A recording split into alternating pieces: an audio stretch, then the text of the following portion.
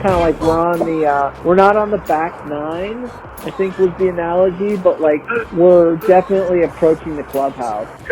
So, that's a depressing way to put it. This is Retired Bros with Alex Simon. Is this being broadcast? Like, is this going to be broadcast somewhere, or is this? We talk bro culture. You know, guys getting together, not for nefarious purposes, but for just being stupid dudes.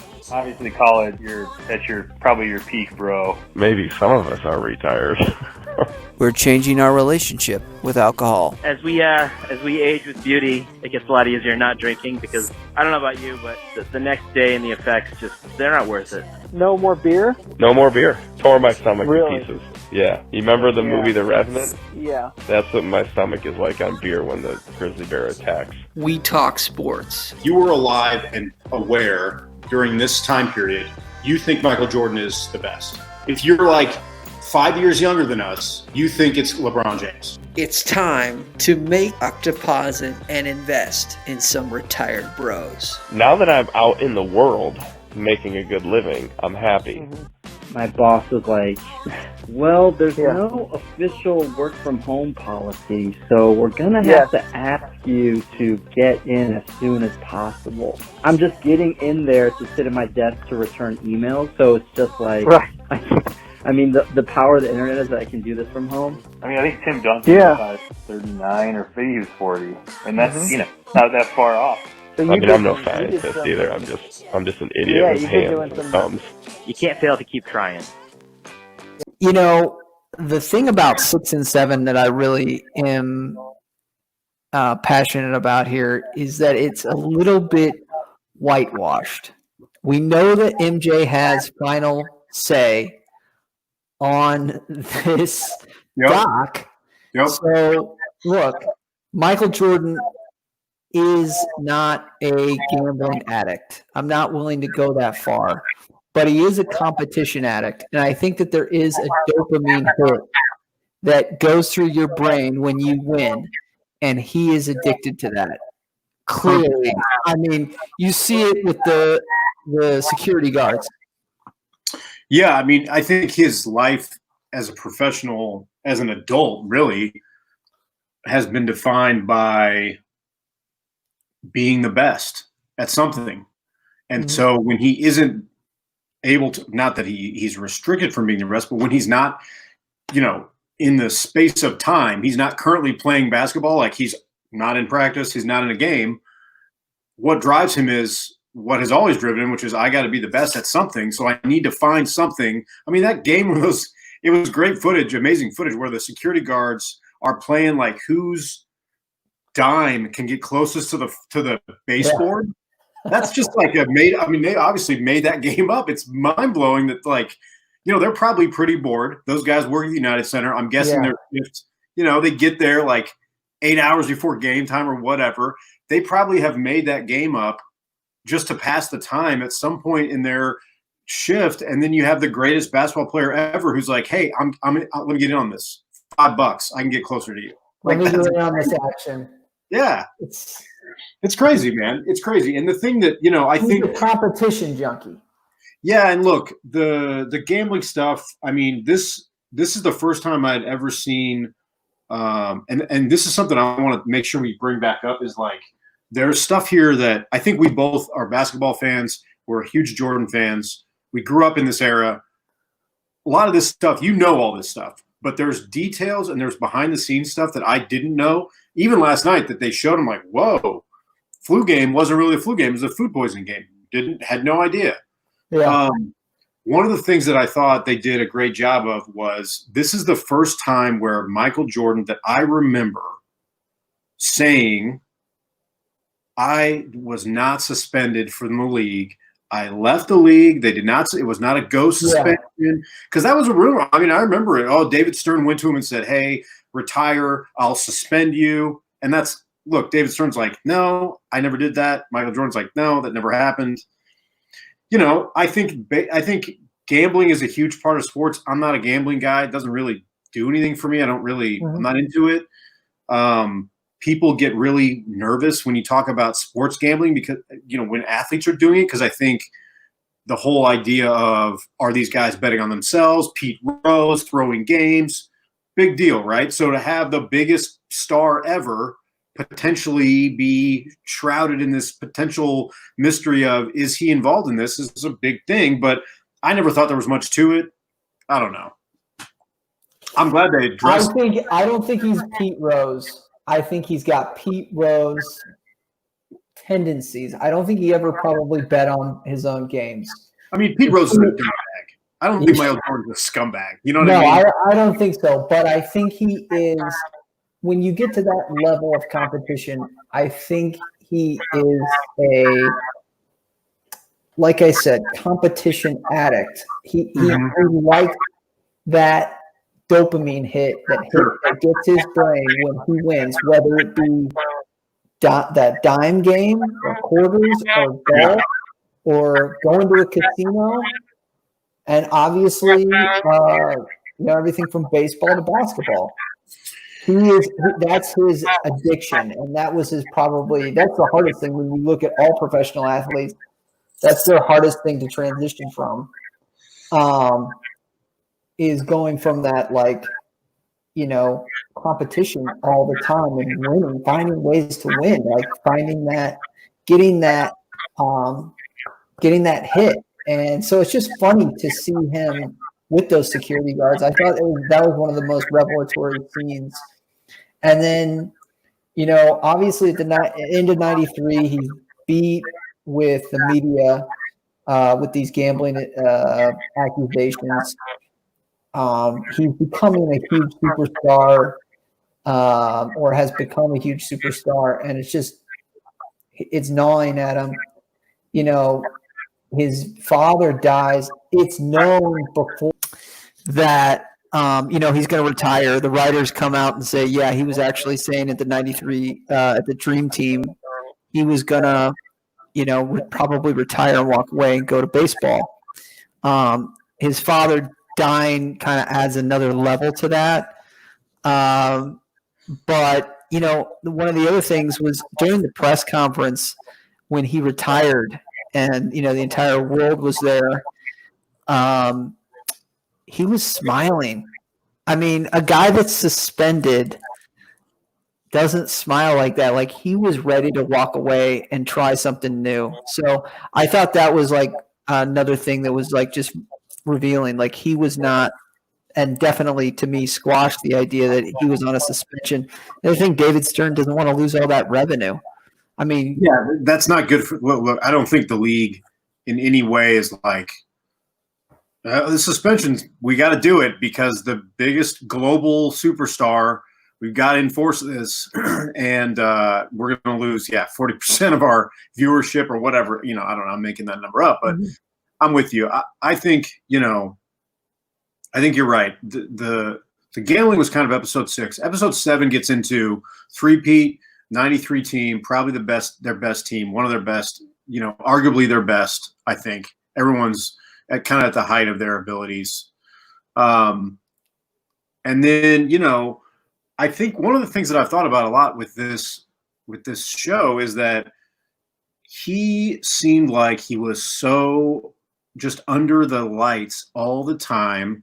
And I almost think that, and bear with me here, I'm just kind of, throwing this out there, but it almost seems like the lack of exposure that we, like the social media and the 24/7 news channels and all those things that athletes deal with now, I almost feel like takes some of that off. And look, I'm not someone who's ever been in that limelight. I'm not speaking from experience whatsoever, but it almost feels like because I can go to LeBron James's Instagram and look at him doing a TikTok with his kids or eating tacos or shooting baskets in his backyard, it's almost like I don't need to be constantly on him. The lights aren't always on him all the time. I mean, I'm sure they are, but I feel like the depth, it's more broad. Right? The involvement is more broad. Whereas with Jordan, it's like, you only got to see what he wanted you to see, but that was literally every time he was in public. I mean, I remember, I don't know if I read this in an article recently or a podcast or something, but during the course of this documentary, I remember reading something where they said he would call up like local Chicago grocery stores and be like, hey, I know you guys close at 11. Can I come in at 11:45 p.m. and shop with my wife? Because I can't go to the store and get milk and bread, and I can't do that.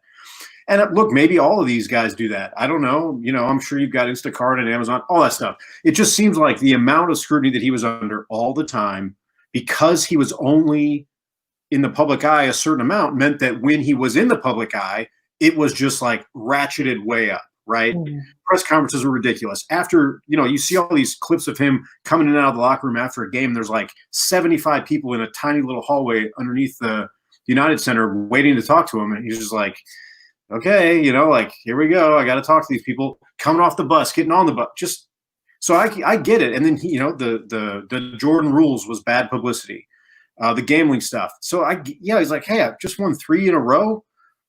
My father has been slain, murdered. I'm done. I am done with this. And I actually, my favorite episode was episode 8. That was my favorite episode of all of them. I think we should talk about 7 because it's the baseball thing. I actually liked him more for the baseball stuff in 7 than I thought I was going to. I thought I was going to be like, whatever, he's fucking around. The clip of him going to the hitting coach and being like, what time do you want to go tomorrow? He said 7 a.m. He goes, I'll see you there. Yeah, I don't know what the other interview I saw was. Maybe it was like it wasn't Paxton. Who was the guard that got traded for or the forward that got traded for Rodman? Traded. Who was the guard that got traded for Rodman? Will Perdue. Oh yeah. Will Perdue's like, yeah, I'm gonna work out with, I have to prove myself to Michael and Scottie and Phil and all these people, and he's like, so I went into practice early. I thought it was like 8:30, and then Michael and Scottie were already there. They get there every day at 7:30. They work out together, and then there's practice. And then they shoot around. It's just and it's so interesting how much, Jordan went against Scottie one-on-one on a lot of these practices. And imagine going up against a guy Scottie's taller, probably naturally stronger. And he went up against him one-on-one. How much better that made him every day in practice. Dude, so episode 7 is where you get the basketball stuff, right? There's a couple things I liked that I think we should talk about. I like that the baseball, he was like one of the guys. I thought that was cool. The footage of him with them is just he's just a normal guy. I liked, and I'm not surprised, but there was that interview with one of the manager. It wasn't Terry Francona, but it was the other guy, and he was like, Michael hit before practice, Michael hit during practice, Michael hit after practice. Every day he would hit, he would scrimmage, he would hit. It's like, this guy is differently wired. Mm-hmm. Competition may or may not be a problem for him, but at the same time, you cannot ever say he was not prepared, he was not willing to work hard. And yeah, we're talking about sports here. This is not life or death, but it's commendable that this person is like, I haven't played baseball in 18 years. I'm going to go here and I'm going to hit a curveball out of the jugs machine, or I guess that's football, the pitching machine, for 3 hours. And then I'm going to go to, hitting practice. I like that. The thing that I thought was interesting, and I don't want to dwell on 7 too much because I liked 8 a lot, and I think 9 and 10 are important. The end of 8 was when they were talking about him with his teammates. Yeah. And that's when he's like, or the end of 7. That's when he gets emotional, which was whoa, he's and a bunch of things hit me there. It was is he thinking about, number one, maybe he was really hard on people? Is he thinking about the perception of him as a teammate has been questioned at times, that he was too hard? Is he looking at his life and realizing, hey, maybe this competition stuff and my grading personality has kept me from having lasting friendships, or has tainted my personal life? Because he was upset. And I really liked when he was like, hey, I never did anything that I wouldn't ask them to do, which I think, as you can tell on the court, is 100% true. He's a great defender, always in shape, never took games off. They show that clip of him when he's saying that in practice, where he's like running, where the team is running suicides, the lines that you run in basketball, drills, and who's the first one? Michael Jordan is beating all of them at 30, whatever it is, 4 years old. So I like that, and I thought that was a great way to kind of segue between old Jordan, well, I guess young Jordan, height of his athletic ability, maybe not the best teammate, scored the ball a lot, still really great, figured out how to win, got better as a pro, won 3 titles, father's murdered, goes to baseball, decides maybe I should come back. Boom, we're going into 94, 95, 45, like that whole episode 8, I like the best. I like that the best. Yeah, 8's the one where you learn really about his competition level. And as you said, the famous quote in that one is, I didn't ask anything of my teammates that I didn't do myself. Yep. And he looks in the camera like, hey, I fucking did it. So there's a famous Phil Jackson quote from a couple of some of those NBA videos that they used to do, which I've watched 7 of them now. You can get them; they're all on YouTube, which is amazing. But it was my job is to kind of keep people moving, motivate everyone. Obviously draw plays and stuff like that. But he's like, look, I'm the best player in the world. He's also the hardest worker. So it's really easy for me to look at the other players on the team and be like, how can I not have you expect this much of yourself when Michael Jordan is here running wind sprints, lifting weights before practice? You're the 11th guy on the bench. What are you doing? Why aren't you doing this? The best player in the world is, which is, seems to be his kind of the things that he really, that's what I think of when I think of him. Mm-hmm. Is the athletic ability combined with the resilience and the mental strength and the will to say, I am just going to work harder. I'm already the best, and I'm still going to work harder than everybody. It's pretty awesome. Taking a look back at the 6 championships. Yeah. What of the 6 do you believe was the hardest of the finals? Not including the playoffs, just hardest of the 6 was the hardest final series? 98, last one. Okay. I thought you would have said 93 with Barkley. No, they smoked Barkley. I like Chuck, but I remember I rewatched game. There's a game I can't remember. I think it's game 4 where Barkley has a ridiculous game. None of them went 7. Nope. They went to 7 games twice in the playoffs ever. Right. Knicks, Pacers. That's it. 93 right. Knicks and 98 Pacers. Those are the only game 7s they even ever played, which I think is part of the reason the 98 NBA Finals were because they went 7 games against a really good Pacers team, and 2 days later had to fly across the country to go play Utah. And Utah, I looked this up this morning. Utah had gone. They beat the Spurs 4-1, and then they swept the Lakers 4-0. It's they coasted, and then they're just waiting around for this 7-game series to be over. And they were rested, ready to go. And we can get into that game. I'm still kind of shocked that they were in the Western Conference Finals based on some of those games. I was like, this is the team, but the challenges were definitely there for that finals, that 98 finals. Michael, since he came back, had played 304 out of 304 games. He averaged 40 minutes a game. Some without Scottie. Most of the half the season without Scottie. Yeah, the first 38 games or something like that. And look, you can tell that he's tired. Which I can't emphasize enough to younger people. I hate to sound like an old man, but we're old. Nobody plays a full season. Not now. Now, Dude, load management. Think about the load management. That's a whole thing about, hey, willingly sitting these guys. And I'm not going to complain about it. I think it's gotten a little annoying where we're like strategizing this much of, oh, these guys are playing this much. People are talking about like, I'm going to a Hawks game and I'm not going to see LeBron James. Should I buy a ticket to go to the Lakers because LeBron might not play? Like all that stuff.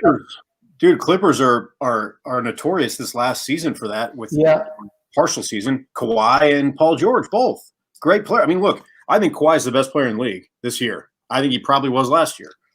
And there are nights where you're exactly right. Your point is well taken. Hey, they're playing Charlotte. It's like a coin flip if he's going to show up and play. And it's maybe not him, but this whole load management thing. Then it was just like, hey, you played. You just played. Charlotte's thinking this is going to be the biggest game of the year for us. Yeah. And they're in street clothes. Right. So, in '98 he's playing the entire season playoffs. 35. I think he's 35, about to be 36. I mean, he's as old as we are. Playing, and look, you can tell that they're tired. That game 6, I watched the entire game 6 this morning before I got started on work, and it's like they're tired, man. He is tired. They are tired. His jumper isn't really falling. He doesn't have a lot of lift. I don't want to get to that now. I don't want to get too far down. Yeah. Let's talk episode 8. Let's talk episode 8. Episode 8 is, and I've said this a lot, my number 1 episode of all 10. I loved it. I just really, really liked Space Jam workouts. Yes. I love when he comes with skins, old school. I wish there was more footage. I would watch that. I would watch them playing like pickup, call your own fouls, 2-11, run it back. Like I would watch hours of that. I don't know if it exists, but that's some amazing footage. So he comes back. He comes back to the Bulls. Yep. 94, the Bulls are good, and Scottie's great.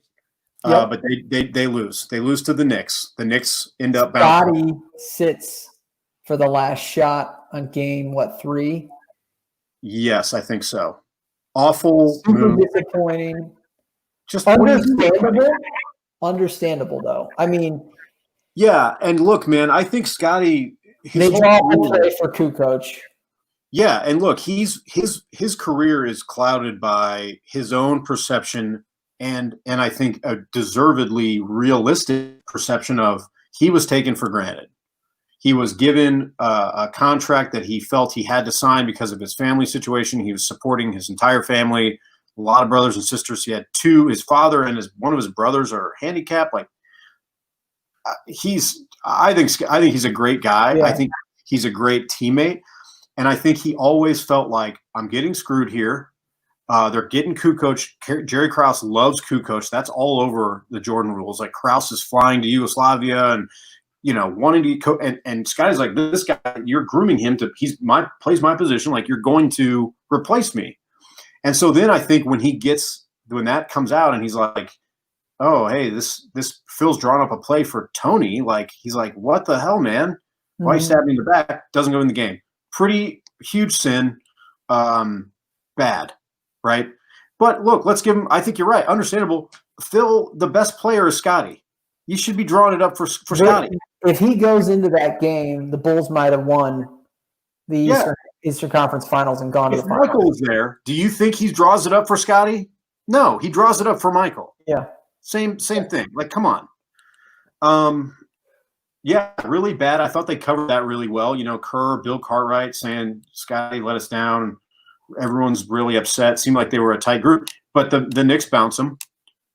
And, then they come back the next season and Jordan's like, hey, maybe I'll come back. And that's the thing is there's the strike.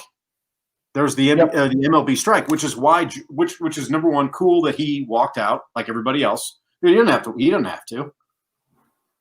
Yeah. He's in solidarity. He does it. Cool.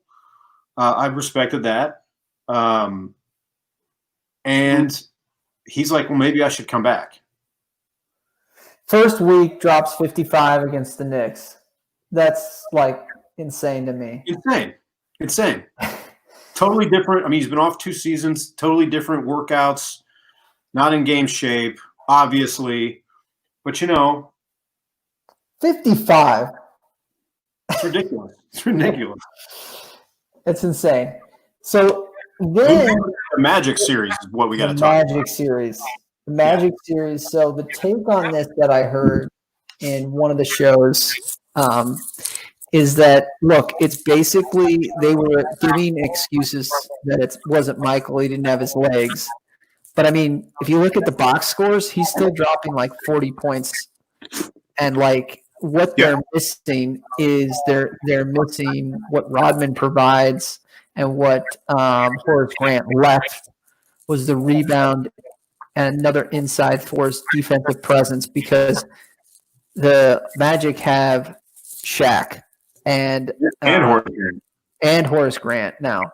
And so, like, they just get owned inside. And I think Michael is Michael in that series. I think they're honestly outgunned.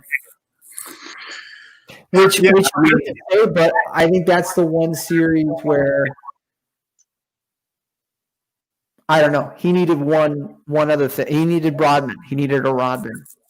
He needed somebody down low. You're right. I mean, I think it's interesting to look at that league at the time. The third option a lot was not good. Like, you look at the Bulls, it's like Scottie and Michael, 1 and 2, right? Who's number 3? Who's your third scorer? Well, you get a huge sometimes. I mean, okay, drop off with Ron Harper, Steve Kerr, or your sixth man for most of the time was Kukoc. So I'll tell you, man, Kukoc not aging well. Luke Longley. Oh no, he looks. Dude, I was kind of surprised at how I remembered Kukoc being better, and I'm watching. I watched a handful, probably like 6 or 8 games on top of the Last Dance, and man, he was not great. Yeah, he's younger than I think Scottie and Michael, and he looks older. Like, he's got the old man defender. He's a bad defender, almost like a liability defensively. He just, it's almost like he wants to do more. He can shoot. That's it. He could shoot, but look, man, he wasn't even that reliable as a shooter. Kerr is the reliable shooter. Kukoc is not a spot-up guy. Like, he just wasn't. So, that series, they lose. They lose to the Magic, who end up going to the finals.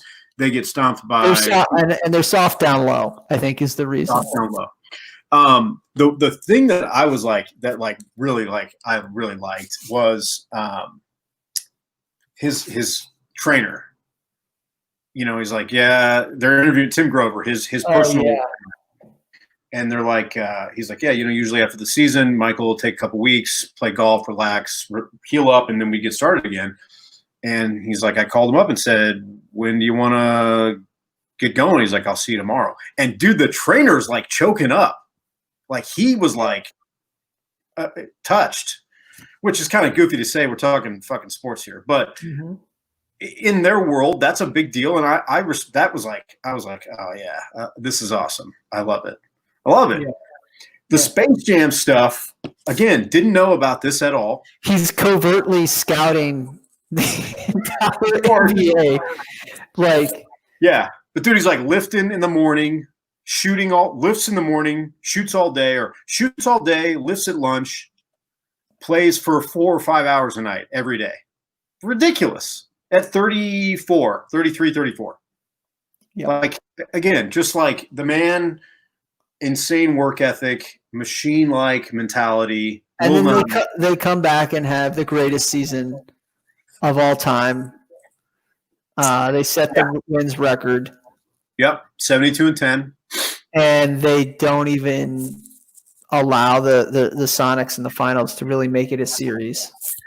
No, and I think that the Gary Payton stuff, who I like, Gary Payton, I like him. And I think he did actually change that finals a little bit. I don't know why Gary Payton was the defensive player of the year. He's the only point guard to ever win it.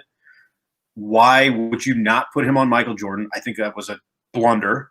But Payton gets on him, and dude, one thing that I think this documentary has done incredibly well, I really like the cold kind of, hey, here's an iPad or a phone, and I'm going to show you what somebody said about something, and I want your immediate reaction. No, you can tell that they're not like pre-recorded or planned or anything. And when he gives him the iPad and Peyton's talking about, tired him out, man, I just got all over him, and Jordan just like cracks up. It's just like, yeah, man, Gary, what are you talking about, man? Like, yeah, you played him tough. He smoked you. Yeah, he goes, the He glove. got spanked, and he won another one of his 6 rings was stomping on you for. So, like, what are you talking about? When he like breaks out in laughter, I was like, this is amazing. You never get to see Michael unvarnished like that. Hilarious, great. Yeah. Here's the thing about his finals, though. So, he loses his first finals game to the Lakers, and really after that, like, I mean, the other teams win a game or two, and he's like this with all the finals, even the Pacers. Like, the Bulls don't have a bad game. Like, the Jazz in Game 3 of the '98 Finals got smashed. Lowest point total ever in a finals game. Lowest point total ever. But the Bulls never do something. They never lay an egg in the finals. And so they win games, and they win close games, but they never have like a throwaway game. And he had an opportunity in Game 6. Scottie's out in '98. You know, he had every opportunity. He's not feeling well, the legs, the flu game. Like, he just has opportunities to say, you know what, I dropped a game there. And he doesn't drop them. No. That's why these things don't go 7. Like, he doesn't have a bad game. They don't have a bad game. They're doing a good game. He's a killer, man. He's a killer. And I think it manifested itself in his teammates, how he treated some of his teammates and his competition, in that, hey, I'm not quitting. I'm not giving up. I will do everything possible to win. And if you're on this team, you're going to do it too, or you won't be here. And he told them that, hey, do I have to get in their asses sometimes? Yeah, I got it. If you're not here, then you won't be here. And I feel like that's kind of, I don't know what more you want from the man. And I'm not trying to be an apologist here, but I know that he probably took it too far. The Steve Kerr thing, punching Steve Kerr. All right. But hey, man, I've been in practices and things get heated, and that happens. I just never felt like he needs to be this gentleman all the time. The reason he's so successful is because he said, I'm doing this. I need you guys to do it. I understand that you're not as good as me at doing this, but will you be here and give me everything that you can give me? May not be what I can do, but is it what you can do? And I think most of those players that stayed around, and I think Steve Kerr touched on that, where he was like, he could tell I'm competitive and I'm going to work hard. And Michael respected me. And then he realized that he could trust me in a game with a big shot. And then it was like, okay, this guy doesn't have to be the best player in the world. He's not. Steve Kerr, I watched some of these games. He is not. He is barely passable with the ball sometimes, where he's like, bring the ball up. You're like, man, I don't feel good about this. If somebody was really pressing him, that he's not going to lose the ball. But he's smart. He puts in effort, and he will hit a shot if he needs to. It's just like, dude, that's the kind of stuff that he wants. What's your take on the Scott Burrell banter? Not bothered. Doesn't bother me. I think it's pretty normal. I really do. There was some stuff where it was like, all right, maybe he's like calling this guy out a little bit, but it wasn't ever like, it never seemed to be like, man, he's really mean, malicious, bad, mean-spirited. I never really thought that. I did think that he was like, hey, I need to kind of push this guy because I think he can be good. It's like you've played sports before where they're like, hey, the coach is always yelling at me. And I've heard this before, and maybe it's anecdotal or maybe it's a dumb comparison, but you've heard people say, well, if the coach is on you, that's because he cares and he thinks you can do better and he wants you to do better. But if the coach doesn't talk to you ever and never, then he's satisfied with what you're giving him, and he knows that there's not going to be anything else. He's paying attention because he cares. He thinks you can give more. Mm-hmm. I think that's kind of the Jordan thing. I mean, can you imagine having the best player in the world kind of taking him under your wing, even if it's a little bit of a scolding, trial by fire? But I don't really see that as being a problem. I think he did it to all these guys. Yeah, it was funny to see him get after Scott Burrell. I thought calling him. So 9, dude. Here's the thing that episode 8. Probably one of the things that I will remember the most about this series is like I said, some of the behind the scenes stuff, which I think they've done a great job of. There's more of it in 9 and 10 that I want to talk about before we close the book on 8, or at least my notes, because I've got my notes kind of written out here. Yeah. When he beats the Sonics, and you and I and everyone who's watched sports probably has seen the picture of him face down, holding the ball in the locker room, and it's just a still photo, right? He has won. They have won. The game is over. I never saw that video, and I didn't know that it existed. Where I saw that. Where he is like uncontrollably crying, sobbing. I never heard the audio. Oh my God! I've seen him lay down after 6. It was and immediately after 6. I mean, he clutches the ball and goes down, and one of his teammates gets on his back. I've seen that one before. It's 96 is just soup to nuts from Space Jam. From the Space Jam work, 96 is a soup to nuts from the Space Jam workouts to the finals. Yep. Utter domination. Yeah. First time he wins without his father being there. And his dad was such a huge part of his personal and professional life, obviously. And that for me, when he was just crying uncontrollably, was just like, whoa. I was touched by that. Having lost my father at a roughly the same, a little bit. I was actually younger than he was. His father was killed when he was 30. My father died when I was 24. But it was just like, whoa. I kind of identified with that. It made him much more human than I've ever seen him. That was really touching. That's probably the thing that's imprinted on my mind the most was that audio of that. I was like, oh man, I've seen that picture 100 times where he's just falling apart, but never heard that. Just letting out that emotion. Yes. And the whole Father's Day thing, and his mother was like, yeah, Michael he didn't want to show, he wanted to be strong for the rest of the family. I know what that's like. Like I was just made me like him a lot more.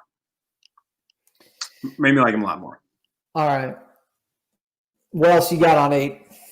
That's it. I mean, 45, coming out with 45, interesting. 45 to 23, kind of cool. I remember that when he was in 45 for a while. I remember he got fined. That game where he comes back out in 23. They fined him like $15,000 or something because it wasn't the uniform that he checked in with or some shit like that. That's the whole Nick Anderson. Yeah. 35 doesn't look like 23. What's your take on the stupid? Why would you say that, man? I know, but what's your take? So that leads me into what's your take on all of Michael Jordan's made-up rivalries? I forgot the kid that was played with the Washington Bullets. LeBradford Smith. LeBradford Smith and the nice game, Michael. Like George Karl not saying anything to him in the restaurant. Yeah. Nick Anderson saying 45 doesn't look like 23. Like little things like that. I mean, we could go on and on and on where he's creating these little – I mean, if you watched his entire Hall of Fame speech was a thank you for basically cutting me in high school. Everybody, Joe, even his parents, his dad telling him that he couldn't fix anything and his older brother was the favorite. Like this internalization and using the fuel for one of his commercials, as he said, the fuel for his fire is just astounding. And, one of the things we follow, like are some of these Navy SEAL like influencers guys. And, they talk a lot about the difference between being motivated and being driven. And like Michael Jordan from 91, from his entire career, he just learned how to win. But specifically from 91 to 98, when he was playing, was so driven, and he used every little thing he could to power him to win. So a couple of things that struck me there. One of them is that I think he, I don't want to say he was bored. I don't know, but it almost seemed like there's something on a little flavor. I'm going to add a little flavor here. Yeah, I want to win, but I've been winning, and I am the best player in the league. So there's got to be. I want to give me. There's something just a little bit more that's going to be like, oh, everybody knows I'm the best player in the league, but you won't talk to me before the finals. I played golf with you. We went to North Carolina together. You're the opposing coach. You're not going to talk to me? All right, I'm going to embarrass you. I that's where it seemed like it was like, all right, I'm going to kind of keep myself occupied. And also it makes me think that he maybe spent a lot of time alone, whether it's working out or shooting by himself at night or something. And at some point it's like, you're kind of talking to yourself a lot and you're looking for things and you're like, it just kind of keeps you pushing, I mean, I've done that on a run. Have you ever done that on a run before where you're like, all right, I'm going to make it. I really want to quit, but I'm going to make it to that light post. Okay. I'll make it to the next driveway. And I feel like because you're competing against yourself, it's one thing. And I think Michael, it seemed like maybe he's taking that as like, all right, I'm going to keep finding reasons. And, that's fine. You want to challenge me. I think he probably felt challenged all the time. It's every day someone was challenging him, whether they really were or not. I think that's part of his psyche, his mentality. I think it probably, I think you see people at the highest levels of things, whether it's business or the military or I don't know, anything where you have a goal, it's probably similar. And I'm not going to say that I'm Michael Jordan, but I've thought of things like that before. Your boss comes in and says, hey guys, the team, maybe we need to be doing better on our revenue generation or whatever. You're like, all right, are you trying to say that I can't make more revenue for the team? Okay, right. I'll do that. I can do that.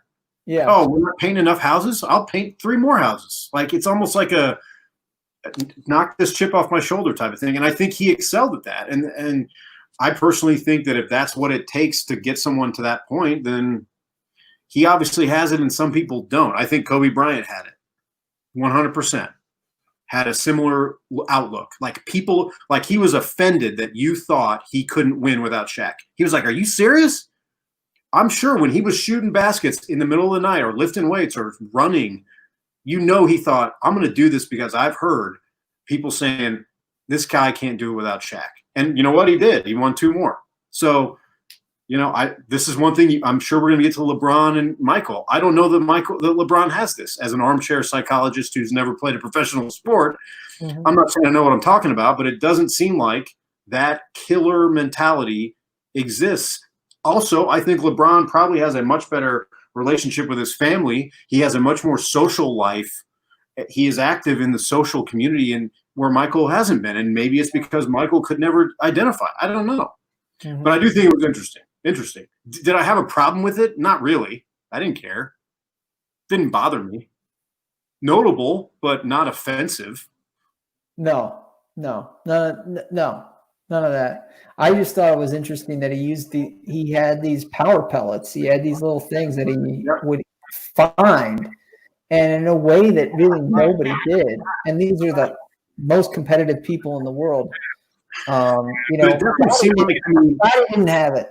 Scottie did not have that. Nope. I don't think as evidenced by 94. He didn't have that. They needed top dog, and I hate to say it, but alpha, Yeah, it did seem like one thing that when he's talking about that, it seemed like he's aware that he's looking for it. Mm-hmm. Like he talked, because there's interviews where he talks about every one of these things we're talking about. And I feel like he was aware of like Karl Malone winning MVP in 97. I don't think he should have won. I think Michael was better. But okay. And he was like, oh, okay, Karl won. Okay, that's fine. Like he's immediately offended, and I think he knew that he knows that he does that, and it's kind of like it's a little game that he plays with himself, and if that's what it takes to go 6-0 in the finals, okay. So, all right. So, what do you think of the Pacers? I asked you to see because I wanted to get your take on Pacers, specifically Game 7, but the '98 Eastern Conference Finals. Yeah, I watched the game. I watched Game 7. So we're on to episode 9. First of all, so physical, that series. Yep. Yeah, really physical. Michael Jordan has a gash on his eye, I think, in like Game 3. I mean, I posted this on my Instagram account. I mean, people talk about the push-off on Byron Russell in Game 6 of the Jazz series. I mean, Reggie Miller had the biggest push-off I've ever seen in my life to get free for that three-pointer to win. And then I love Larry Bird's reaction at the end of that game because he's a champion and he knows you won a game. You won a game. You have not won anything. And props to Reggie, who said, I think this is the same game, if I remember right. They go down, Michael takes a double clutch 3 that rims in and out. Or they would have won. They would have gone to overtime. I think. Yep. It rimmed it. You're correct. And so it's like, Reggie's like, we made this guy run down the court. Everyone knew he's taking the shot. Double clutch in the air. Barely missed. Rimmed, not like, short or hit the backboard. Rimmed in and out. Like, that series, I always liked those Pacers teams. I liked them, even later in the 2000s when they went in 2000, they ended up playing the Lakers. I liked them. They had depth. Yeah, I mean, I think I don't know if the 1 through 5 was like as good as the Bulls, but they had a good bench. Bench was good. I mean, Mark Jackson's so annoying to watch, honestly, just like the old man bent over, like sticking his ass into you, dribbling down, like from literally half court down. That was like annoying. I mean, I don't know if you remember this, but they all shaved their heads for that series. Yep. Kind of cool. I mean, like super physical. They matched up really well. They kind of had like, they didn't really have the Bulls number, but they definitely were like, the Eastern Conference then was really good, which is funny because after Michael Jordan retires, it almost completely switches where the East sucks. The West is deep. In the 90s, or at least in that stretch, the 3 championships there, the West was basically like, there was like 2 or 3 good teams. Everyone else was garbage. And then it just completely flips. The East was brutal. And yeah, man, I mean, that game, I watched that Game 7, couple of things, just like, I'm looking at my notes here. The pace was just so much different. We've hit on this, but dude, the threes compared to now, it's not even close. The emphasis on the 3 now. I don't know that there was in the games I've watched, and I probably watched 10 games or so over the course of this documentary series. I don't know that there was, I can't recall, let's put it this way. I cannot recall a contested 3 even being taken that wasn't at the end of a shot clock or the end of a period expiring. No one is bringing the ball up and they're 4 feet behind the line, defender on them, and they're just pulling up. No one. It does not happen. It doesn't. I mean, even Reggie Miller, who, we think, oh my God, Reggie Miller, great shooter. At one time, he held the record for most 3-pointers made, which was obliterated by Stephen Curry in like his 4th season. Reggie played for 20 years. I mean, like, it's just not even close. I looked at let me look at some stats here real quick for that. Okay. The Jazz in 98, who had Hornacek and Stockton, who both shot a fair amount of threes. Yeah. They averaged 8 threes a game. That's like literally James Harden's first quarter. Now, not this, and I'm not dogging James Harden, even though I'm not a fan, but it's like the dynamics of what the game is totally different. Those were just grinded out shot. You're getting 24 seconds of the shot clock most of the time on those games. They are just. I want to cover a little bit later about the difference of the games because they are so different. For sure. But yeah, I liked that Pacers team. I obviously was a Bulls guy. I wanted Michael Jordan to win, but that was they were tough. One of the things that I really, really liked in the behind the scenes stuff, and they did this both with they showed it with the Pacers and they showed it with the Jazz. Is like when they're kind of crossing paths in the playoffs after they go to the podium, like the postseason, Jordan goes up, talks first, or usually he talks second. Reggie talks first, and then he leaves, and Jordan comes in after they're all showering up. They're all like cordial, but they're not friendly. They shake hands. Hey, how you doing? Good game. Yep. That was really cool. I like that. And then, of course, he's talking shit to Larry Bird after they win. He's like, motherfucker, you gave us a run. Go work a golf game, you bitch. Like, hilarious. Hilarious. Yeah, that's a good moment. So my take on the fourth quarter, at least of that game 7, the Pacers, extremely physical game. They're deep, so they're able to go a lot longer. Young Jalen Rose giving them energy. Yep. But, okay, so the Pacers have the lead. The only thing that they got working is Rick Smits towards the end. I mean, Smits is taking all the points in the fourth quarter. And you're going, where the hell is Reggie Miller? Reggie Miller is being guarded by Jordan. Jordan is shutting down Reggie Miller. And this is where, and actually they showed it on the doc, Phil Jackson goes 1, 2, 3. He broke it down. Michael says 1 for all and all for one, I think, in the breakdown on the Pacers. And then Jackson says defense wins championships. Yep.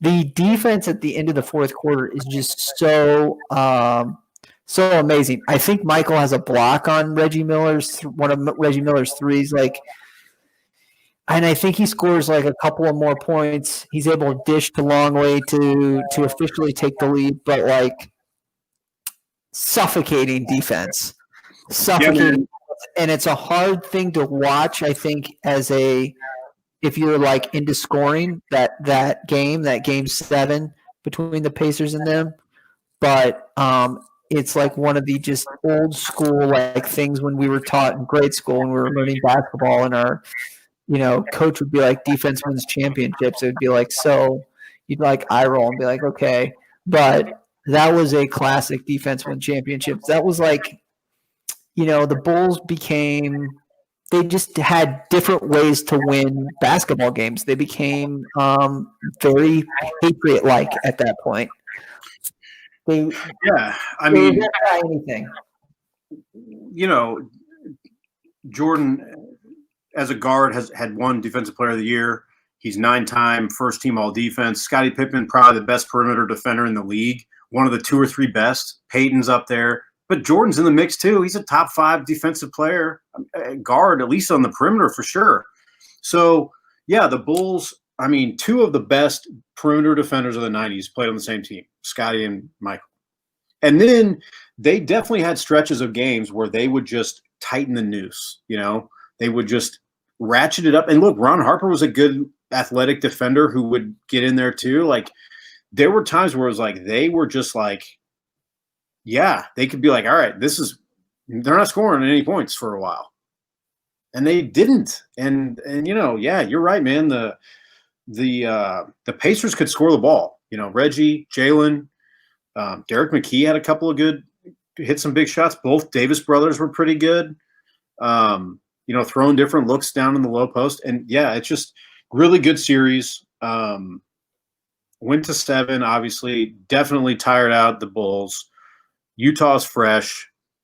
One other thing in episode 9 before we get to 10, which is kind of the last, and then we can do riffing on just regular stuff, comparing people, all that.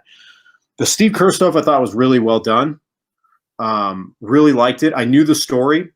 I didn't know as much as I knew his father was a diplomat, like a academic who was teaching at American University in Beirut, was murdered. I knew all that stuff.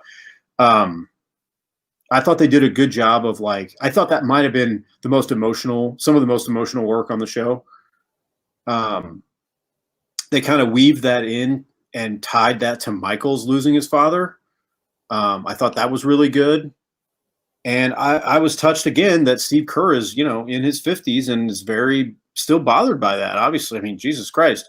But that was just very, really, really well done. Really liked how they kind of picked out people that were important for the audience to know and give you a little bit of, hey, this is why this guy maybe is the way he is. Maybe this is why he plays the way he does or leads his life the way he does. And this is why that helped them win, why Michael trusted this person, et cetera. And it's like, that was, I like that he said we never talked about it, but we definitely, it was understood between us. We had this kind of thing where it's like both our fathers were killed. That was really, really well done. Really, really, really good. And he's just a great, he's been obviously 7-time champion, I believe.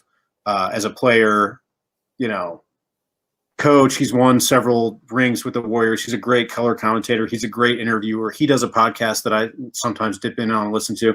Really like Steve Kerr, and I thought he was a really big contribution to this. He was a really good role player in both obviously the championships, but also this series. I thought he was really good. Yeah. The Steve Kerr segment is nice. Yep, for sure. It was good. You want to go into 10? Yeah, let's do 10. I mean, 10 is basically all 98 finals, right? Yep.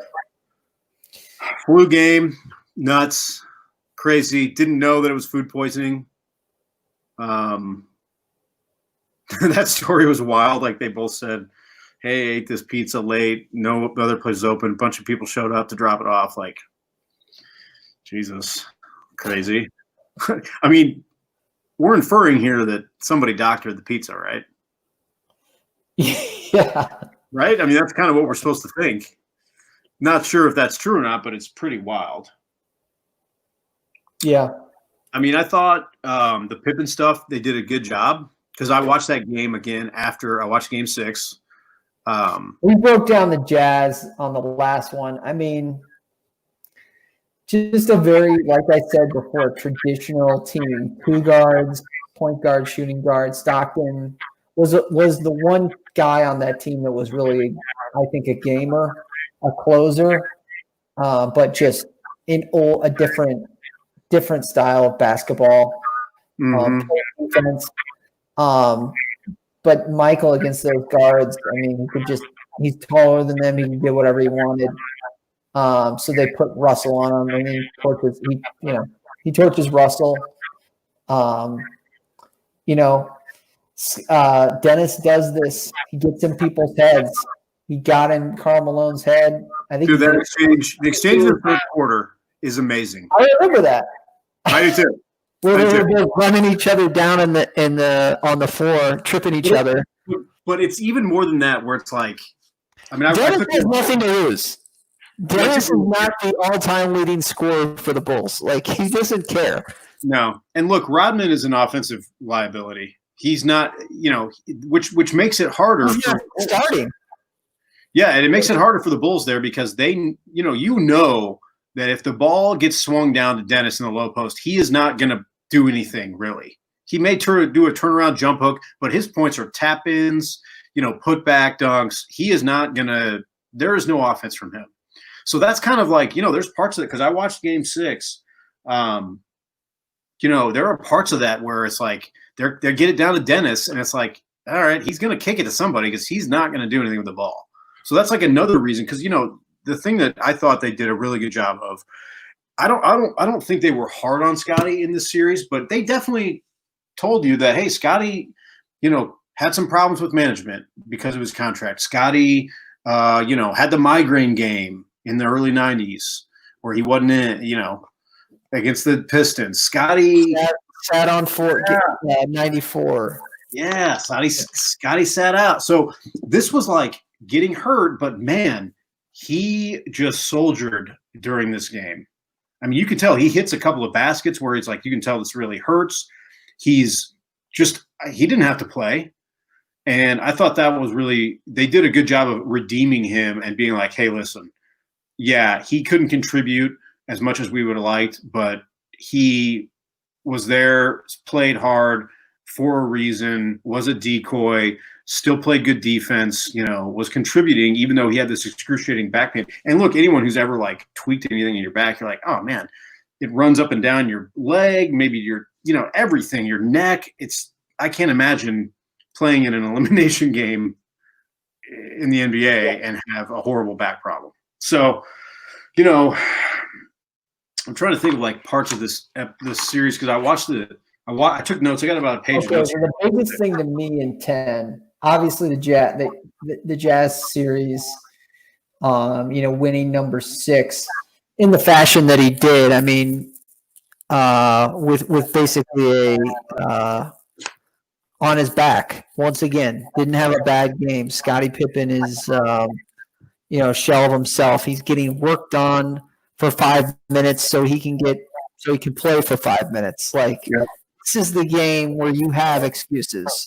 Like your legs are tired. You're drawing front iron. Like dude, and you're in Utah. They could have been like, you know what, the cards aren't right. Let's play hard, but if we lose, we lose. We go home, get to play in front of our fans, and we can go to Game 7. And he will not do it. He will not do it. And look, dude, in this game, there's parts there in the third quarter where he is just dog tired. You can tell he's tired. He's not hitting good shots. He's missing free throws, which he's a very good free throw shooter. And then like fourth quarter, it's like, okay, this is it. 16 points in the fourth quarter. The final 41 seconds, I think, are the greatest individual performance when you take into account the stakes, what he actually does, the time that it takes, and how it goes. The final kind of wrapping of this career. The greatest individual performance in a team sport I think we've seen for that amount of time, 40 seconds. I mean, unbelievable. Malone has been getting doubled the whole time. Like, Carl, did you not think they were going to shadow you? They're doubling. They're sagging off the perimeter guy to double you every time. Michael does, and then gets the steal, explodes to the rim, gets a great layup, nice through traffic, off the glass. He's dead tired, but he knows, hey, this cannot be a jumper. I've got to get to the basket. Because I got to get if I don't make it, I got to get fouled. Makes it and then comes back down. Dude, the no timeout is genius. Phil Jackson genius move. The no timeout's a huge deal. Because I watched it in this game. You can see the Jazz are like kind of like looking around like, is someone going to call? Are they calling a timeout? Like, are we doing this right now? And they got time, and you can tell they're like, nope. And they're kind of like, oh shit, okay, everybody, we got to play. And then what I don't think was a push-off still hits me. I don't think so either. I mean, the push-off, Sports Illustrated, again, hilarious that he has he has a bone to pick with Sports Illustrated after they say, bag it, Michael. I mean, the guy is ruthless, but Sports Illustrated tweeted out, was it a push-off? His hands on his glute, so to speak. Okay. But Russell is turned around. I mean, he's facing the basket. He's falling away. But you see his three and clearly read his entire name. Like, he's going the other way. Michael's got his hand on him, and he's collecting the ball back into himself. Like, that's an ankle breaker. I mean, like, you got. Yeah. I mean, what could you have done? Like, what could he have possibly have done with that force? Like, I mean, I just think, like, I don't think there was much there. I think it's a good no call, and then he rises up and he barely jumps and drills it. So when you see the view from behind Michael, looks more like a push off. When you see the other angle where it's like like perpendicular to the play, it looks very clean. Yeah. It just does good. You know why we're calling this a push-off? Why? It's because Isaiah Thomas on the live broadcast is saying, God, Right. a little bit of a push-up. Dude, that's a great goal. Says that, if Isaiah Thomas never says that on a live broadcast where, it's in the ethos of the country, then I don't even think it's really that much of a debate. Because Isaiah throwing calls. Yeah. And we know Isaiah throws shade this whole game. He's kind of in the Bulls. He doesn't like the Bulls, and they fucking hate him. Yeah. Michael Jordan and Scottie Pippen absolutely despise Isaiah Thomas. Still, obviously, and evidenced by this show, they still can't stand the man. Yeah, he's throwing shade. There's some things that are funny about the broadcast too. Doug Collins is great. He's always awesome, I think. Costas, interesting that he's on this. I think this was when Marv Albert was in hot water, had to take a leave of absence or something. Costas is good. I like him. He's good. There's some stuff where it's he loses his mind a couple times. The Malone Rodman fracas there where they're tripping over each other, and Rodman's obviously deliberately trying to stand up and then trips Malone, which I think is genius level defense. I love it. Costas is freaking out, losing it on the broadcast. Oh my God, this is unbelievable. And then he says Malone is scheduled to face off against Rodman in one of these low rent, predetermined wrestling matches. He totally trashes pro wrestling. It's great, man. It was great. Costas just furious. And then, but you know what? He's this needs to be a flagrant foul. They come back from commercial and he's well, folks, I watched it back and I agree. I don't think this is a flagrant foul. He corrects himself. It was great, man. I loved it. Costas, by and large, has always been viewed as a host, a great show host, but never as good of a play-by-play guy. Yeah, and there's a couple things where he's not on he could be. He's not a great play-by-play guy. Not that he's bad, but I also think that the narrative side of what he does really well in this game was cool because he says things there's a thing where he's if this is the last shot we see Michael Jordan ever take, what a way to shoot. He gives some hyperbole and you're whoa. Yeah. For the push-off, he said it's like a maitre d' showing you your table. He goes, which is great. Yeah. So highbrow, but still everyone's okay, I get it. Great. I mean, Costas is good. Dude, the game was just ridiculous. Game 6, that 41 seconds is so unbelievable.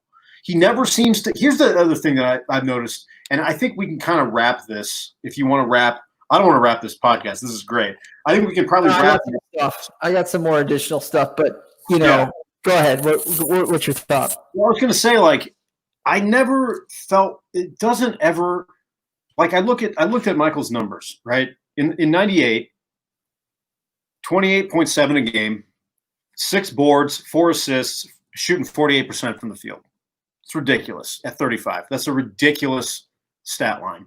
His career playoff numbers, 33.4, 6.4, 5.7, shooting 50%. Ridiculous. But at the same time, it never seems like he's just hero balling it.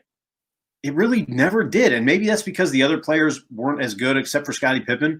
But it never seems like Michael Jordan is taking dumb shots early in the shot clock or one-on-one, everyone ISO clearing it out like James Harden and Kyrie Irving are doing now. It just never seems that way. I don't know if it's just my perception is tainted because I really like him as a player or – No, I think he's strategically trying to get other teammates involved.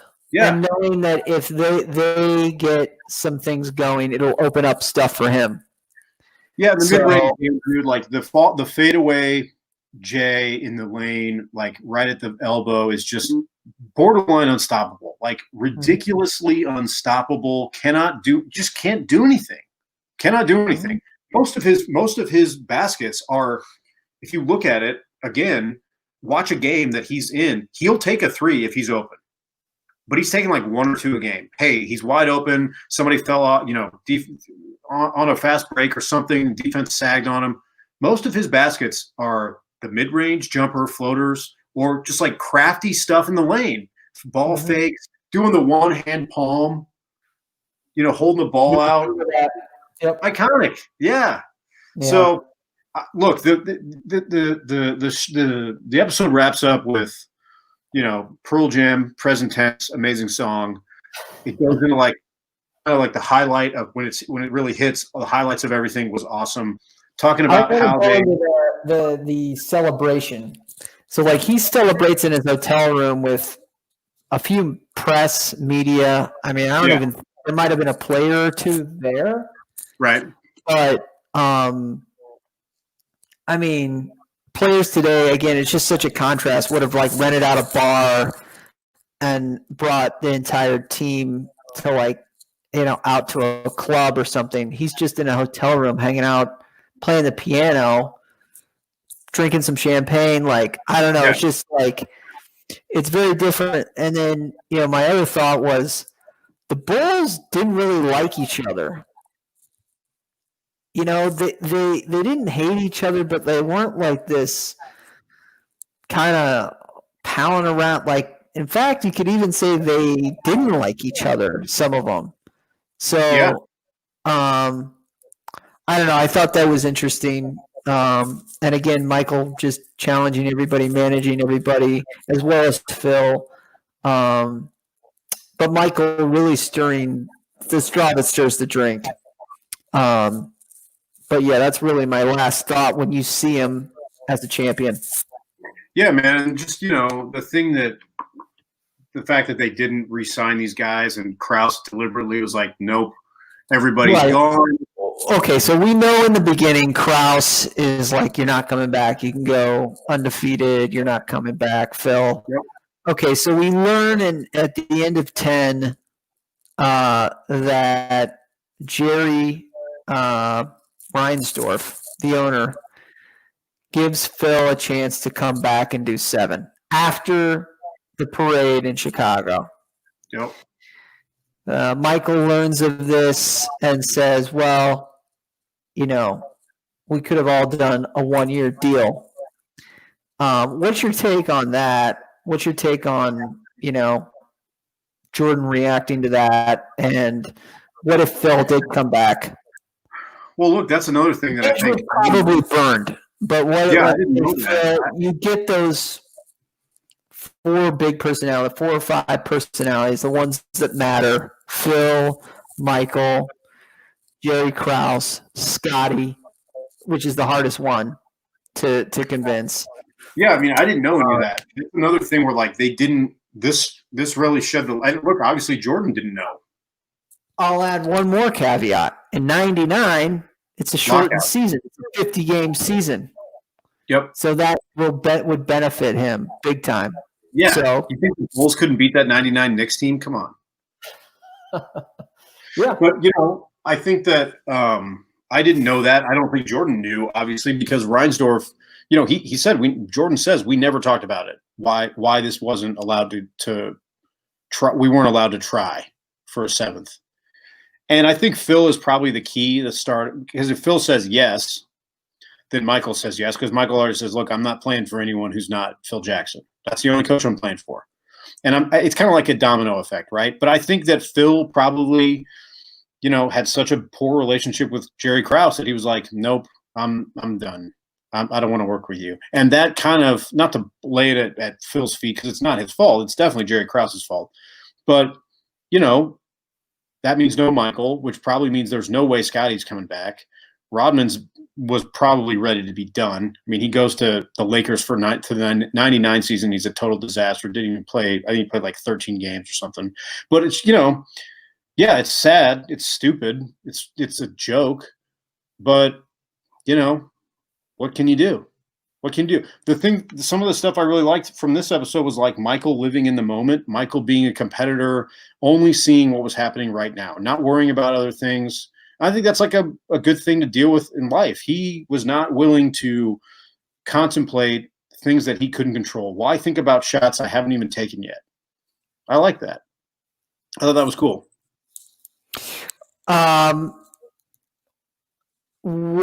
So my only take on the end of it is I don't think anybody comes back. I just don't. Even if you get Phil back, I just don't think Michael in the moment now, 22 years later, is saying, "Yeah, I'd come back. I'd do a 1-year deal." I just think it was. I think it was over. I think it was interesting the way he ended it with burning the things that Michael writes a poem. That was cool. I like that. Yeah, I mean, he's a good coach. He's very introspective. You know, and he goes out the way I think you would want to go out. Of course, I mean, what's your take on the Wizards? I mean, that to me doesn't even his Wizards time. You know, the older I get, he's 40. With Wizards. He puts up 20 a game. His numbers are still good. I mean, he was a good player. Yeah, he stories of him breaking Kwame Brown down to grains of sand. The kid couldn't exist. Yeah, I mean, obviously that's not a good example. That's where his grading style of leadership definitely failed, right? I will say Rick Hamilton, who was on that Wizards team, who goes on to win a title with the Pistons, said that, he was tough to play with and for, but at the same time, he was the guy who told me, hey, stick with the mid-range game. Don't worry about these threes. Because if you remember, Rip Hamilton during that era was a mid-range jump shooter. That was where and he was a good player with Washington, and he was a really good piece to that 04 Pistons championship team. And they were really kind of the cream of the Eastern Conference for 3 or 4 years there. And I remember reading an interview with him where he was like, yeah, he did push me to stay with my game. Hey, the mid-range game is really effective. And that's what Hamilton did. I mean, he's really the last guy that I can remember who had a signature game inside the three-point arc was Richard Hamilton. And I think he probably got some of that motivation from Michael Jordan, who was had similar ideas on scoring. It's just he was still great. I mean, I got to see him a couple times, twice. I got to see him as a Wizard. One game he was in Chicago, came back and actually ended up beating the Bulls on a fadeaway baseline jumper. It was nuts, awesome, incredible. And I used to be tarnish his legacy and all that stuff. Now I think about it more of regardless of whether he should have or shouldn't have, I like that he wanted to challenge himself and could be. I like that internal side of it was I can still do this. I want to see if I can do it. They weren't good. Those teams weren't great. They were a 500 team when he was there. They weren't nothing. Yeah. But so, I thought this series was amazing. I loved it. I love talking about it. We got some other stuff. I definitely want to talk about other stuff. I think that kind of wraps the show. That wraps the series. Now, LeBron v. Michael, greatest of all time. Arguments are very popular right now. Yeah. Obviously, we're biased. We think it's Michael. I'm going to throw some counter arguments at you. Okay. LeBron James, one of the reasons people say he's the greatest of all time, 8 consecutive NBA finals. Yep. May or may not ever be duplicated.